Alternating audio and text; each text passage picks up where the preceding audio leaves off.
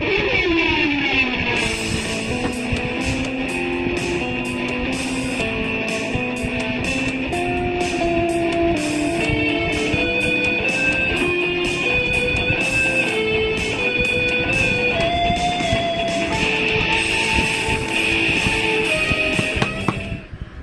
morning, ladies and gentlemen. Welcome back to the Shadow and Sun Show, and welcome to part 2 of my deities and demigods short series I'm working on, pantheons, one or multiple.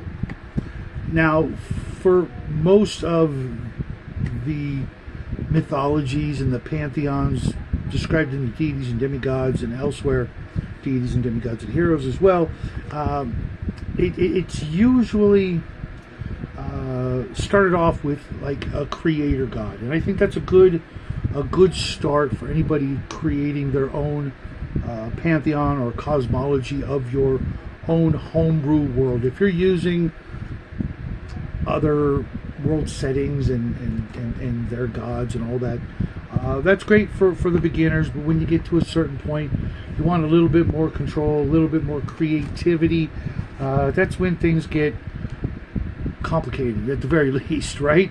I tend to start with a single creator deity, the same one I've been using for decades, because it makes it easier, and I have all that other lore and background history to draw upon. Even though each new campaign is, for the most part, a brand new world, I still tend to carry those deities over so that I can use all that information, because we're talking about gods. We're not talking about high-level characters with multiple professions and stat blocks. There's something intrinsically different than, for the most part, the way a lot of the deities and demigods were handled in the deities and demigods book. They tend to run them as just humans or elves or dwarves or whatever, with all the listed professions, and those are their abilities, and those are their maximums and their limitations and things like that. The Palladium book on gods was actually very, very helpful early in my career, and there's some great ideas. I will be bringing that out later and going back over that, give you guys some more ideas. But starting with your idea of one or more pantheons, I tend to prescribe to the idea that you have one originating pantheon. Let's say you have your creator god, and then he makes the first elven god, human god, dwarven god, etc. And from there they branch out, because like in the deities and demigods book, in the non-human section, the other gods, the elves and dwarves and gnomes and halflings, they get like 2 or 3 deities, and that's kind of it. Where the humans get like hundreds, well, not hundreds, but like half a dozen to a score of various gods. And depending on your cosmology, if the humans were first, that makes sense, but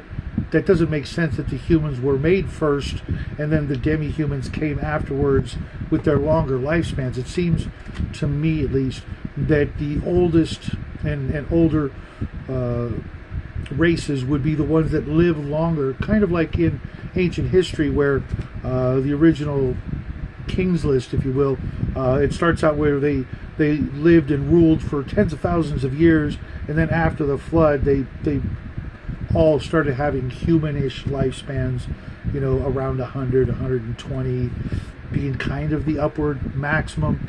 So that being said, it makes sense, at least for me, that the elves were the first, or maybe it was the angels, or some other things, the guardians of the creator god, the minions, if you will, if you want to go that route. Or you could just go straight into the demi-humans, them being the first, and then for whatever reason then came maybe the dwarves, and then maybe the gnomes and the halflings, and then for whatever reason you get the humans and the orcs and the other things that live considerably less, because it doesn't really make sense to me why they would make something that had one of the shortest lifespans and then increase them, because then they wouldn't really have much of a history, when in most fantasy literature and things of that sort, the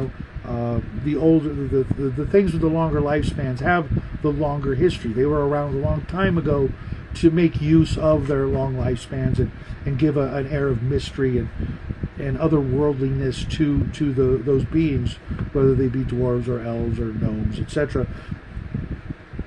And I like doing that so that it brings about sort of the specialness of the humans in the latter portion, because if they were all that special, they really wouldn't have made the other races afterwards, right? Does that make sense to you guys? The humans are the best, but then we start making a bunch of inferior models, those being the elves and the dwarves, etc. But yet they're better at the beginning. First level, they've got better abilities, longer lifespans. They can do all these cool things.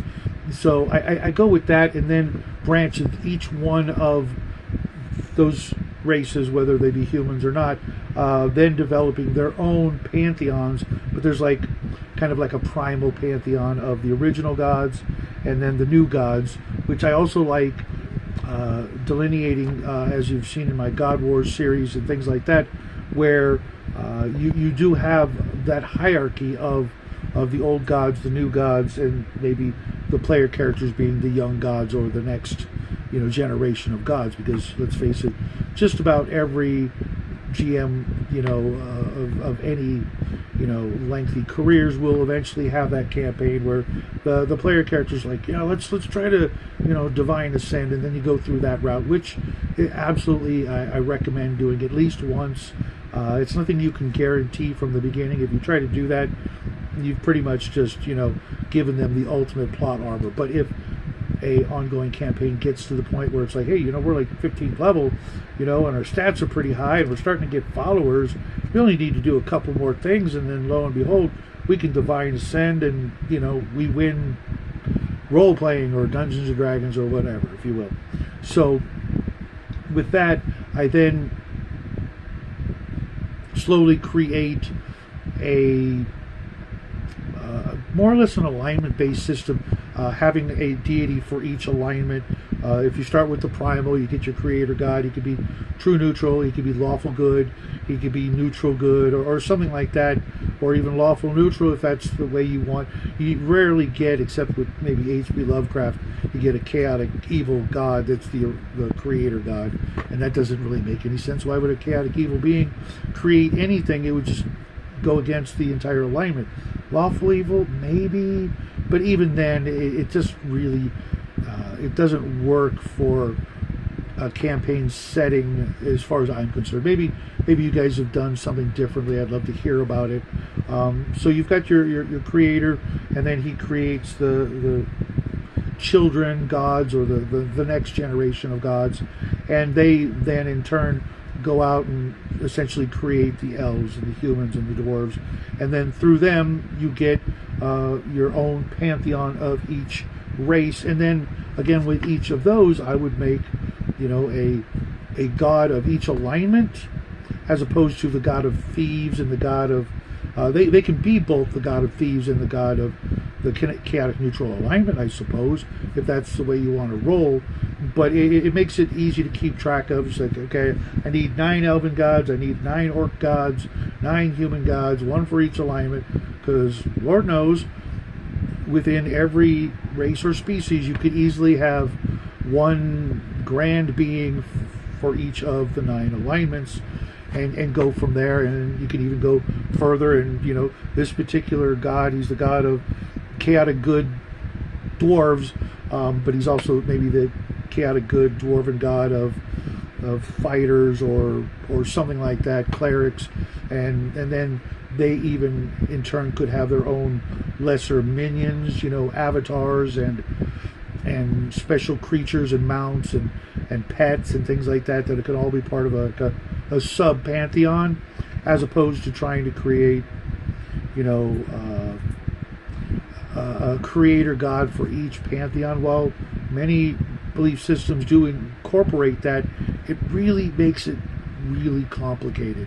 And as your first go around, unless you've been doing this for a long time and you've created dozens of pantheons and all that, you want to start out small and simple, and not to overwhelm your players with your own, you know, holy text of, you know, 10,000 pages of hand scribbled or typewritten or printed off material. Keep it simple.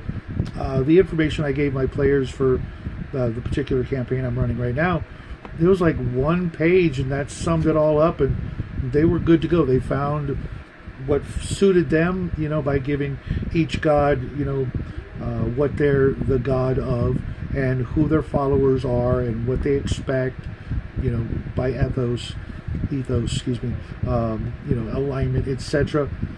And then going from there, and then, you know, work it, you know, as the clerics go up in levels, they gain power, of course, and as they do that, they also gain the ability to commune with either, you know, subordinates of their main god, or, you know, eventually when they get really up there, they will be able to have, you know, one-on-one conversations, you know, through the various communal type spells, and eventually get to, you know, learn a little bit more about their deity through the deity's wishes and commandments and quests and that sort of thing.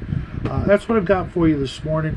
Love to hear your takes on these things and how you guys run your pantheons. If you're just, you know, new to it, feel free to ask me any questions.